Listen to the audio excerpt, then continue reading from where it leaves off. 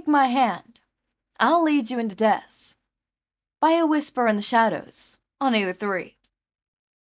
Episode 26. Chapter 15. Midoriya was an interesting person. Shoji Mezo never allowed himself to judge a book by its cover. He knew how that felt. It was something he had to go through his entire life.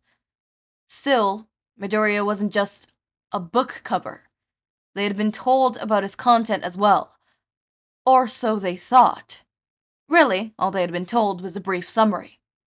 Mezo trusted Bakugou. Though he was brash and explosive, especially in their first year, he had come to really care about his classmates, no matter what he said. He was strong and smart, and Mezo would trust him in any battle. To see such a closed-off person so involved and caring with Midoriya, it was odd. So Mezu tried not to judge, especially after the first night, hearing how broken Midoriya sounded. The boy still made him nervous, but he wasn't some evil killer they had to be warned so heavily about. That didn't make him any less interesting. Midoriya really liked quirks. Mezo constantly saw how keenly he watched their training, heard how often he asked Bakugou questions, fascinating questions about Mezo would never think about. He also wasn't afraid of Mezo. Sure, he was a little scared of all of them, but his fear towards Mezo wasn't to do with his quirk. The first time he heard Midoriya ask Bakugou a question, with such wonder in his voice, he nearly cried. Still, the boy wouldn't ask him directly, no matter how much Bakugou encouraged him. But Mezo didn't mind. Watching Midoriya ask Todoroki to switch from fire to ice was becoming increasingly entertaining. It was only him, Todoroki, and Sero on the common area. Aizawa was by the couches, correcting a quiz they had done weeks ago, but he hadn't had the time to look over. Every now and then, Mezo would see him glance up and watch Midoriya. It wouldn't mention to anyone the small smile he saw the man hiding at the boy's antics. Bakugou was also around, putting some things away in the kitchen in preparation of dinner that night.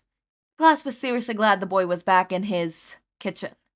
After a while, Nezu noticed Midoriya had stopped watching Todoroki's quirk and was instead just staring at him. Todoroki had yet to pick up on the fact, still switching between hot and cold. But Sero noticed, glancing at Mezu across the room with a bewildered expression. Bakugou was just walking back to the room when Midoriya suddenly reached a hand out, holding Todoroki's face. "Izuku!" Came the shouts of both Aizawa and Bakugou. Sero's own yell of surprise integrated between. As his hand faltered, useless and unsure, Mezo found it interesting how Aizawa and Yamada-sensei called Izuku by his first name, but it wasn't his place to comment. Izuku flinched so harshly, he nearly fell backwards off his chair. It was only for Todoroki grabbing at his hands that he managed to stay upright. "Izuku, we talked about this," Aizawa said slowly, coming up to stand next to the group. "You can't jump into everyone's spaces like you do Bakugou, remember? Not everyone." "It's okay." Todoroki interrupted, surprising them all. He brought Midoriya's hand to his face, leaving Midoriya back to his manhandling. "I don't mind it." Apparently, taking it as an invitation to continue, Midoriya did just that. While the rest of them stood dumbfounded, he brushed his fingers over the boy's scar, hesitating before pushing up his hair, mumbling something about good reds. It was a bizarre sight, one Mezo had never expected the Sonic boy back in their first year to allow. Then again, Todoroki was unexpectedly soft on the inside. Bakugou snorted, plopping himself onto the chair next to Midoriya, giving the boy his own hair ruffles. Almost subconsciously, Midoriya leaned his head into Bakugou's touch. Mezo didn't fail to notice how whenever he, or Aizawa, and Yamada-sensei approached Midoriya in some way, it was always from the front, somewhere in his Einstein, and always slow. He'd have to remember that for the future. "Of course you don't fucking mind, Icy Hot. You were just waiting to be fucking chosen." Bakugou grunted out. Todoroki gave no verbal response, but a small smile was enough to tell. Seemingly understanding that there was no threat to take care of, Aizawa slumped back onto the chairs. Midoriya moved from Todoroki's hair back to his scar, brushing over it gently. "Hurts?" he asked, frowning. Todoroki's smile didn't fall. "Not anymore." Midoriya hummed softly, brushing his fingers over it once more before returning to his notebook. Meso decided to bid them all a goodbye for the evening, his mind filled with new and interesting thoughts on Midoriya. As he gave a small glance at the boy's notebook, he couldn't stop the smile that hid under his mask at seeing his own detailed drawing looking back at him. Ujiro Mashira really didn't know what to make of Midoriya. When Aizawa told him about Reaper, Mashira had been terrified. The unknown always scared him. Then himself, Tokoyami, Shoji, and Shinsou, all of them night owls in their own rights, had spent hours scouting the dark web for information. Mashiro not quite sure how he fit himself into that little group, but he enjoyed the peace he had with them. Tokoyami had actually heard of the Reaper before, mentioning how he was a popular topic on the dark web conspiracy forums. Todoroki and Tokoyami were often seen hurtled around a screen and whispering as excitedly as the two psychotic teens could. Needless to say, Majiru's opinion on Reaper had been thoroughly formed. He was sure his dislike and fear would remain when he met Midoriya, the face behind the mask. He talked to many of his classmates about how they didn't like the idea of a mask killer staying with them. He was prepared to meet a cruel, evil person, someone who didn't care about what they had done, about anyone else, someone who could happily avoid, someone he could hate. And then Midoriya walked in, gripping onto Bakugou, hiding behind him, Kirishima and Aizawa. He was small and jumpy and quiet. The only thing scary about him was his appearance, and that was only because it made Mashiro wonder how he had gotten such horrible scars and bruises. Reaper, after all, was supposedly to be untouchable, unbeatable.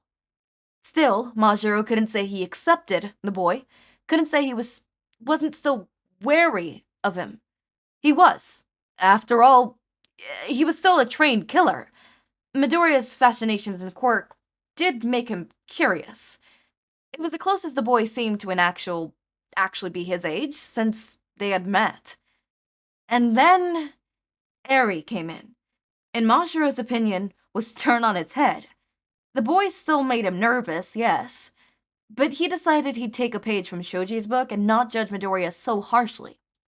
He couldn't help the lingering feel, but he was trying. A small giggle brought Mashiro out of his head. He glanced around at their small study group. Tokoyami still had his head down, completely concentrated on a particularly difficult math problem. Asui was next to him, trying to hold in her laughter. Curiously, he followed her eye line, eyes widening in amusement. Bakugou and Midoriya were sat at one of the tables, Kirishima and Yamada-sensei with them. The latter two were both trying, and failing, to control their laughter. Bakugou, on the other hand, was looking increasingly irritated. He kept pulling at Midoriya's hand, forcing him to eat some curry he had made for them all. Midoriya was completely ignoring him, his sole focus on Dark Shadow as he moved around the boy's head. His eyes were wide, staring at the silent in amazement. He turned away momentarily, dropping the hot pink chopsticks and reaching for his notebook instead. Bakugou ripped the notebook away from his reach, forcing an annoyed grunt out of Midoriya. Majiru felt himself smile as he watched the interaction. Bird brain!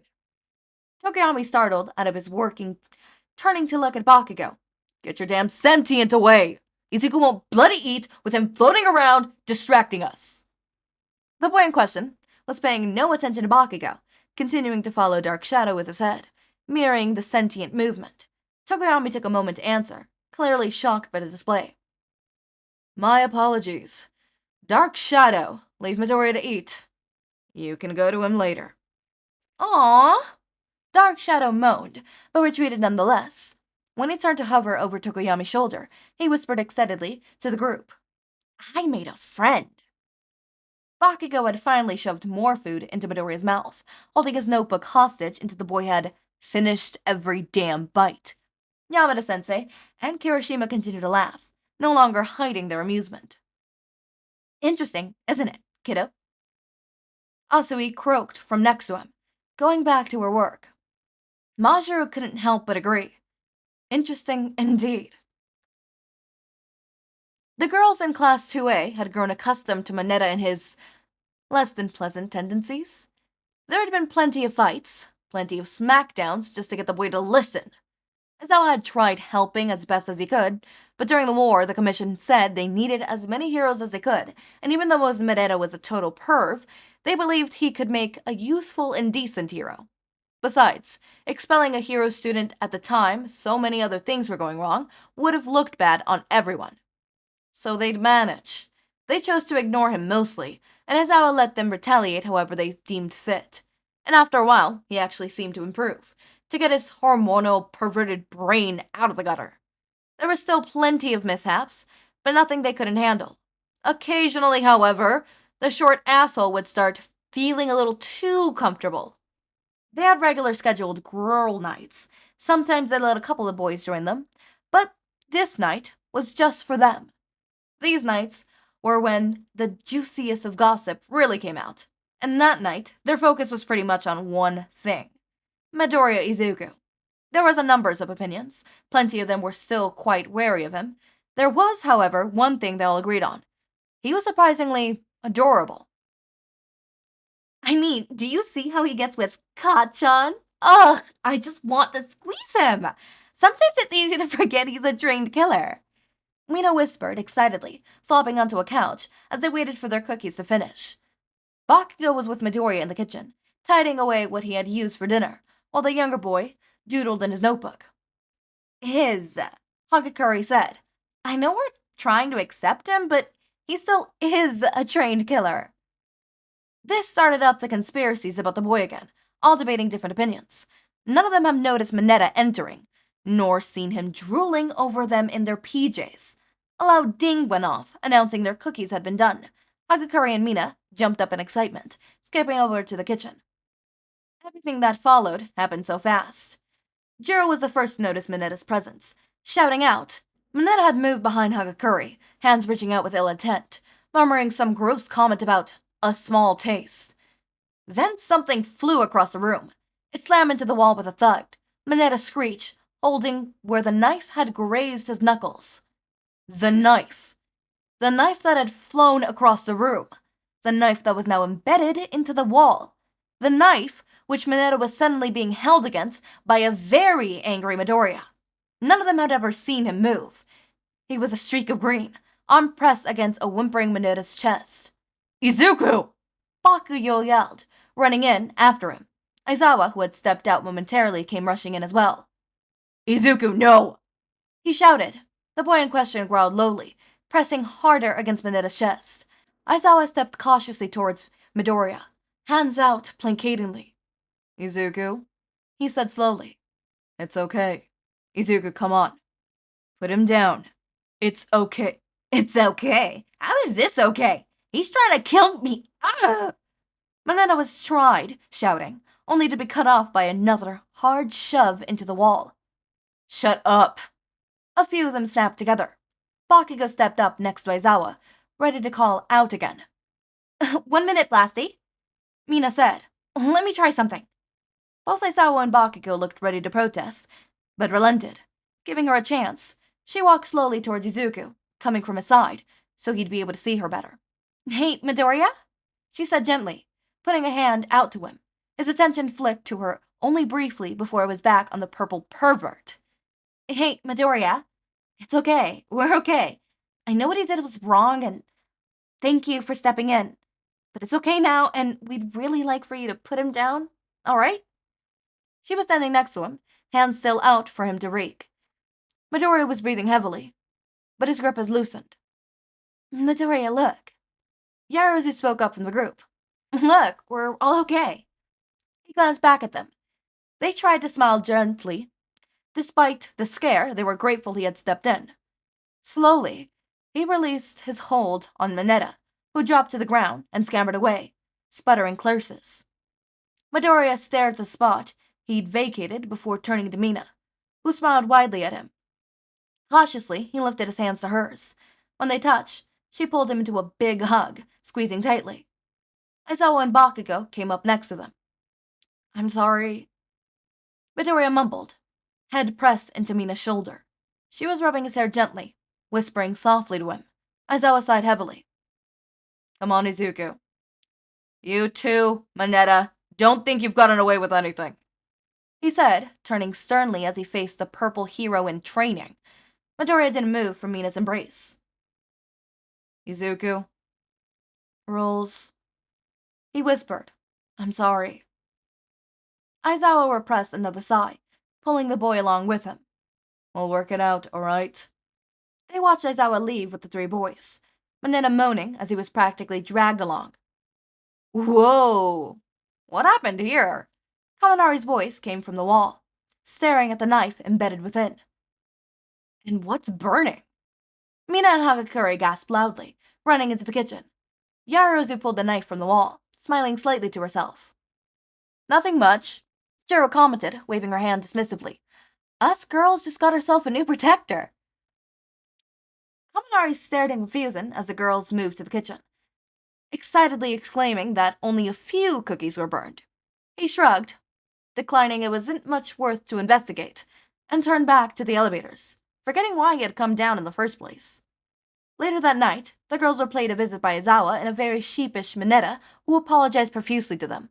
They made sure to tell the asshole they wouldn't mind covering for Midoriya if he were ever to protect them again. Aizawa pretended not to hear.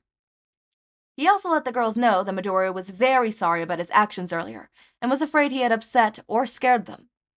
That would simply not do. Later that night, a photo was sent to Class 2A girls. It showed Midoriya gripping a green teddy bear as he stared at the huge thank you cards, oblivious to anything else. They might have granted a new protector that night, but so did he. Hanta was avoiding Bakugou's glare like his life depended on it. It probably did. He rubbed the back of his neck, laughing awkwardly. Sato stood behind him, also tense, removing Midoriya's hand from his chocolate cake batter every few moments. Mina was the one who beckoned Midoriya over in the first place, but of course she had disappeared the moment Bakugou had shown face. Why? Bakugou gritted. On this god-forsaken earth, would you introduce fucking chocolate to him? I am never going to get him to fucking eat a normal meal again. Hanta and Sato just looked awkwardly at each other, then to Midoriya, whose mouth was covered in the gooey goodness. Bakugou groaned loudly, rubbing at his face. Bakugou, what? Yamada stared, before halting abruptly as he entered the kitchen. Then he bursted out laughing at the sight of Midoriya covered in chocolate. Bakugou groaned again. Izuku, come on. Midoriya hesitated, looking back at the chocolate mix. You can have some later when it's actually cooked. Sato whispered, chuckling. Midoriya bounced over to Bakugou, who shot one last glare at the two boys, before shooing Midoriya away and mumbling something about showers. As soon as they were out of sight, Mina came skipping back in. There was a moment of silence, and then the students and teacher all bursted into fits of laughter. Okay, I don't know why, for some reason, my microphone has been, louder lately. Can't fix that. Sorry about that. But I think we're gonna get a lot of Izuku's point of view, not Izuku's point of view, but a classmate's point of view of Izuku itself, which I find really fucking interesting, and I'm really digging this chapter so far, and I cannot wait to continue off in this type of trend. I especially, and I really hope that Aizawa did not mention anything to the Hero Commission, is just it was his first offense, and, we all know why he was really doing it, and, did it really happen, right? Which is basically just, I love how, I know the second they mentioned how Mineta was no longer as bad, but he still had his moments of whatever, I knew okay, Mineta's gonna do some shit and Izuku's going to protect the girls. My mind did not think he was gonna full on throw a knife at him and then grab him and pin him to a wall. My thought was maybe that Izuku was going to push Mineta away from trying to grope or grapple at one of the girls, or stop Mineta from doing something really gross and perverted, in the sense of alerting the girls that he was doing said perverted thing. I don't know, maybe he was gonna take a picture of one of their skirts, underneath their skirts, and Izuku was going to point that out or something. I did not think he was going to throw a knife and then pin him down. I'm gonna be honest with you, I don't even think that was his training. I'm gonna be dead ass. Yes, with his quick reacting, his fact that he was really good at aiming the knife, because I'll tell you this, he's a trained assassin. He definitely through that knife, knowing that he didn't want to actually cut him or kill him, and just do it enough and graze his fingers enough so he would retract them without hurting him permanently, right? Because you have to remember this, he's a trained assassin. There is no way motherfucker did not, aimed correctly like that. Like, that was not a miss. That was purposeful, right? And then pinning him down, like, I'm telling you, the fast movements of that, the throwing of the knife, that was training. That was his training. That was his, for lack of a better word, grooming. But what wasn't his training was him protecting the girls from a pervert. Because I do not think I'm pretty sure R-worded Izuku would give a shit about perverts. He himself is a fucking pervert who should fucking die. Sorry. I am very, I have a very interesting view on this. Give me a second. I am trying to change the light of my... There you go. There you go, okay. Of my kinda warmer. But, that was very purposeful. No, sorry. I don't think that would be something that was trained into him, so I definitely think Izuku protecting the girls was more of his own moral showing out. Because although Izuku was very much conditioned, you cannot tell me that he does not have some sense of morality in him, right? He's not some gruesome killer, otherwise he would not give a shit about Katsuki. And it could also just be that he's learning to be himself again, learning to have morals again. Also, I very much will now have the headcanon that Izuku did not get reprimanded for that. Also, I have the headcanon that, you know how the girl said that they would cover for Izuku? I don't think they just meant if Izuku did something like that again. I think if Izuku were to kill Mineta, and the girls were the only ones who saw that, and Mineta was trying to, like, perv on one of them, they would definitely be like, okay, go take a shower, Izuku. We're going to bury this body, and no one will ever know that it was you. Have fun. No one will ever know it was you. Don't worry. Or better yet, they wouldn't even bother. Mina would disintegrate the body and the weapon, and then just be like, hey, so Izuku, go take a shower, and, do you want a cookie? Like, maybe they wouldn't. They are here in train. Well, it's Mineta, so. Okay, that's all I have to say for now. I thought this was really cool, and I can't wait to see more. I wonder whose other points of view I'm gonna see and stuff like that. Clearly, there's some people who are already warmed up to him more, and I like how they're not just 100% trusting him, even if they do know part of his past, and even if some of them have seen him break down. I like the slow building. It makes sense, right? So, as always, my raindrops, make sure to eat, sleep, drink water, take your meds. Have a wonderful day or night. Link to my Discord server and socials and merch shop are down in the description. Subscribe to see more of my content. And thank you so much for watching.